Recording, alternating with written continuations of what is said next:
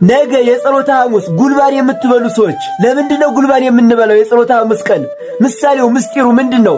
ይሄንንማ ልታውቁ ይገባል። ልጆቻችሁ ቢጠይቋችሁ ምንድነው የምትመልሱላቸው? እነግራችኋለሁ። በደንብ አድርጋችሁ ስሙኝ። እናንተም ታዲያ በደንብ አድርጋችሁ ሼር፣ ኮፒ ሊንክ፣ ላይክ፣ ሪፖስት እያደረጋችሁ ቪዲዮውን ለብዙዎች እንዲዳረስ አድርጉልኝ። ቤቱን ፎሎ አድርጉ። ስለ ጉልባኑ ከመናገሬ በፊት ግን በሕማማት ቅዳሴ የለም። ታዲያ የጸሎተ ሐሙስ ቀን የሚቀደሰው ለምንድን ነው? ሲቀደስም ጸናጽል ነው እንጂ የሚንሻሻው ቃጭል አይመታም፣ በማይክም አይቀደስም። ለምን? በወይራ ቅጠልና በወይን ቅጠል የምንታጠበውስ ለምንድን ነው? እነዚህንና ስለ ጸሎተ ሐሙስ ስያሜዎች ከነ ምክንያቶቻቸው በጣም ጠቃሚ ነገር ድርግሚቲው ላይ ሰርቼላችኋለሁ። እየገባችሁ ተመልከቱ፣ ይጠቅማችኋል። ስርዓቶቻችሁን እወቁ።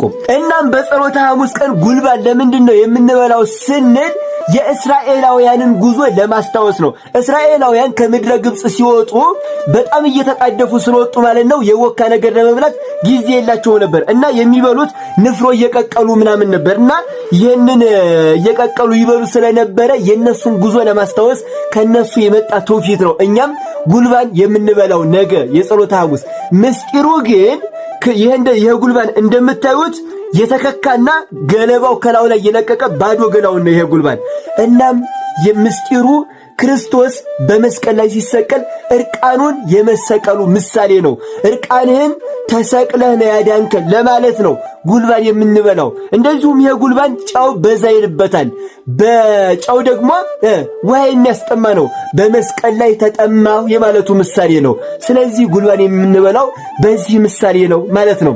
እናም ነገ በጸሎተ ሐሙስ እግራችንን ሁላችንም እንታጠባለን በካህናት እጅ ለዚያው ማለት ነው። እስኪ ሁላችሁም ኮሜንት ላይ አምላኬ ወይ ከኃጢአት የጠበኝ እያላችሁ ጻፉ። ሁላችሁም አምላኬ ወይ እኔንም ከኃጢአት የጠበኝ እያላችሁ ኮሜንት ላይ ጻፉ።